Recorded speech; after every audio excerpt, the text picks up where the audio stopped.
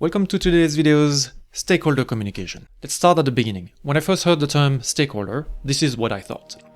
But turns out there's a lot more to it than just that. The definition of a stakeholder is someone that has an interest in your project. And here we're talking about stakeholders of a project. So it could be somebody that is working on the project, somebody who is leading the project, somebody who is investing in your project, somebody who will benefit from the project. It could be a combination of all of those different people. So anyone who has any interest in the project. And the way you communicate to your stakeholder is really key because it's most of your communication effectively. And according to PMI, project managers spend 90% of their time communicating. So 90% of your time is going to spend communicating to your stakeholders. So in today's video, we'll explore the different way of communicating with your stakeholders. Let's get to it. One of the very obvious way you will communicate with your stakeholders is by sending emails. Everybody does that. Today, everyone who works at a company or on their own will be sending some kind of emails at some point. So what are the things that you need to know in order to send good emails? Probably the most obvious thing is to know who you're sending your email to, but not only the destination field, also the CC field and BCC field. So it's important to know who you need to CC and in your stakeholder list to identify who should be informed of your decision or your communication. And it could be your manager, it could be a customer, it could be the client, it could be anybody really. But also mind who you're putting in the BCC field, because in the BCC field, those people will see the email that you send, so they'll receive the communication, but nobody else will know that they received it. And this is a really powerful tool to use. For example, you can add another colleague to the communication that might be interested to know what's going on, but you don't want anybody else to know that you're making that communication. So instead of sending an email and then forwarding, then you can put in BCC. Another use of the BCC field is for mass communication, because you don't want people to know everyone who was emailed in that communication. So if you're sending a mass communication to thousands of customers, then maybe you don't want them to know of each other, so you only send them in the BCC. Another field that you need to carefully choose is the subject. So in the subject, it should be very descriptive about what the email is about, and if there is any action or decision, or if it's an important email, it needs to be very, very clear what the email is for. Because people receive a lot of emails, and if you look at your inbox, the emails that have the word, let's say in capital letters, actions, decisions, communication, something like that, then they stand out. So your communication, if you include these keywords, will be standing out in people's inboxes. And that might be the difference between somebody answering immediately or somebody putting it to the side and answering it later, maybe in 2 days. In the actual body of the email, then this is the meat of the communication. This is where you make your communication. And everybody has a different communication style, so I'm not gonna give you too much advice there. But my thoughts are that the communication needs to be clear. Whatever it is about, it needs to be clear and structured. You don't wanna jump line every other line. You don't want to make it very confusing, start one at one point and then add at another. You want your email to be structured properly with a beginning and an end, and finish with your questions. You don't want to include your questions at the beginning and then people read through it and then they forget your question and will never answer. Another part of the email that is pretty important in my opinion is the signature. Make sure you have a proper signature. What is a proper signature? Well, it should include your name and your role. It should also include the name of the company you represent, the website of that company, the phone number you can be reached out to if you have one. And I like to include the days that I know I will not be working in the near future, so people can anticipate and they know that if they send me an email on that day, I will not answer. Another way you will often communicate to your stakeholders is during project status meetings. Those meetings are regular meetings where you provide an update, or everybody else actually provide kind of an update to each other about the status of the project. And it can be internal within your team, your organization, or it can be with your vendors, with your suppliers. It depends really. And the way these meetings are run, they are typically run by the project manager, or at least that's the way I run my meetings. So I will be the one taking meeting notes. I will be the one leading the conversation because I know where I want to take the conversation to. I have prepared for that meeting, so I know exactly what we will be discussing during that meeting ahead of it. And I like to start my meeting with actually something very light with the weather, how people are doing, talk about vacation plans, what people are doing over the weekend.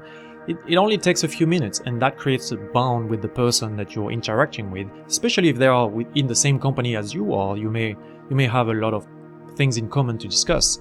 But even if you're talking to customers or vendors, make sure you create some kind of relationship with them. Take those few minutes at the beginning of the meeting to discuss personal topics. And at the end of the day, not all meetings need to be super formal. So instead of having meeting notes and an agenda and everything very organized, you can just let people discuss. If that's the way you prefer to run your meeting, that's all good.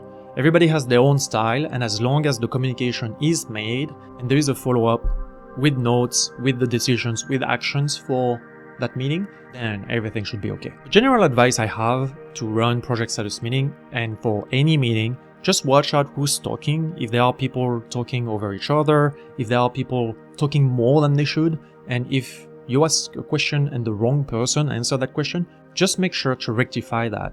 You are the facilitator of that meeting. You are the mediator of that meeting. You want it to be efficient because this is your project. This is your role. This is why you are assigned to this project. So make sure your meetings are efficient. And finally, don't be afraid to cancel meetings. If a meeting is not going to provide value, then it's better to cancel it rather than going through with it and then having a 5-minute conversation and dropping off the call. Another way to communicate to some stakeholders is what I call PM touchpoints. So PM for project managers, touchpoints. These are meetings that I run regularly with other project managers that I work with. So if you work on a project and there is another project manager working with you, then you need to sync up. You need to be aligned on where you're going. For instance, if you're working with a customer or a vendor, they will likely assign a project manager as yourself to their project on their side. So you need to constantly align with them or where you are on the project, if there is any change, or if there are any decisions to be made. This is also a good place to review the project status report that you may send on a weekly basis. This is our next topic. But before we jump there, I want to point out that the other project managers are key stakeholders, and as in the other type of meetings that we run, we want to keep good relationship with them. So keep your meeting simple, keep it light. It's okay to make some jokes in your conversations and to create a rapport with that person. This is going to help you so much on the project that I really strongly suggest that you create a good relationship with other project managers. And also, you have to gain their trust and you have to understand what is in it for them. If you can identify that, for instance, are they looking for a promotion? If you know this is really critical information because now you're going to help them achieve that goal. And if they understand that, then they will support everything you say and they will support every move you make because they understand that you will have their back and they'll achieve their goal. Finally, this is another meeting, so you should be taking notes and sending them after the meeting. And if you need tips about how to take great meeting notes, please check out my other video. The next way you will have to communicate on your project is by sending project status reports. These reports can be sent weekly, bi-weekly, monthly, it doesn't really matter. These reports may come in different flavors, but they mostly contain the same information. And you should very quickly be able to identify the status of the project. And we use the RAG status, which stands for red, amber, green. So you may see some traffic lights that are either red, amber, or green, and it defines the status of your project. And there is a status on your overall project, but also on budget, schedule, or scope.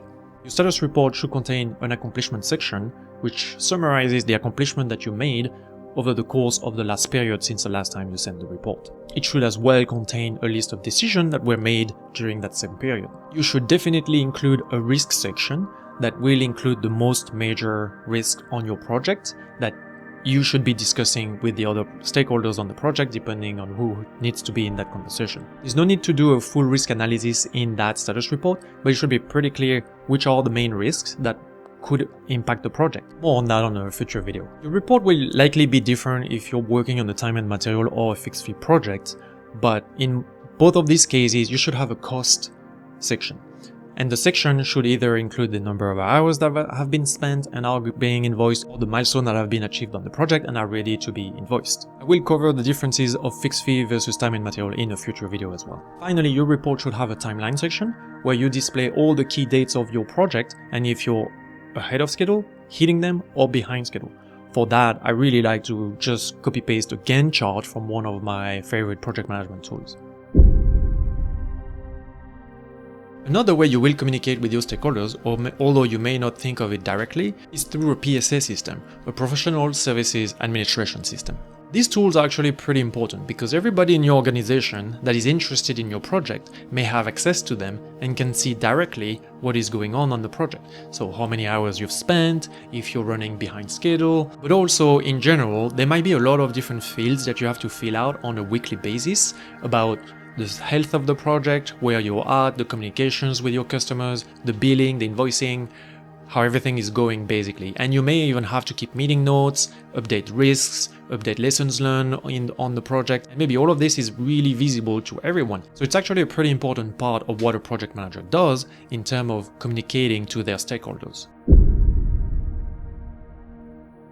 The next way you communicate to your stakeholders is through a very important meeting called steering committee. A steering committee meeting is actually a place where all the project sponsors meet and make really key decisions. And that's because those sponsors don't have a lot of time to spend on the project, so their knowledge is very limited to what you present to them. So this meeting is really important because it's basically the project manager time to shine. And I don't say that lightly because I do believe that that's where the project managers really shine and can make a difference in the way they run their project. I will cover the way to approach steering committee meetings in another video, but for the time being, just know that these meetings should be pretty formal. You should be prepared, very prepared with the presentation, slide deck, and have all the information handy when the project sponsors will ask their questions about financings, about timeline. You should know everything. You should not have to tell them, let me check because I don't know the answer to that question. As a project manager, if you have one meeting that you should really prepare for,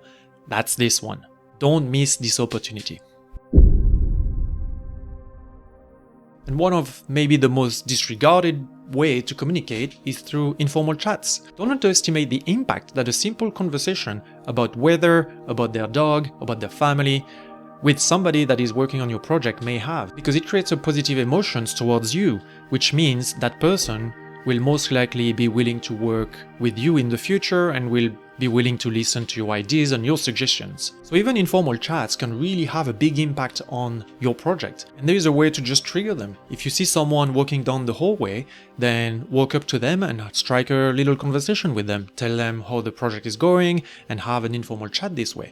And so the next time you actually talk to them, maybe in a steering committee meeting, they will already have the heads up, they will know what's going on, and they will be less surprised. So this very little chat may have quite an impact. And if you're not working in an office, then same goes with a quick phone call. Just try to call them and see what happens. Sometimes you would be surprised. To summarize, everybody knows that communication is really important when you're a project manager, and that's something you need to think about. Being through meetings, email, informal conversation, or status report, every single bit of communication will have an impact on your project. So I really encourage you to work on all of those communication skills to become the best PM possible. This was the Diary of a PM. My name is Pierre. Thank you for watching. If you have any suggestions for future videos, please add it in the comment section. Also, please subscribe, add a like. These things really matter. Merci, and au revoir.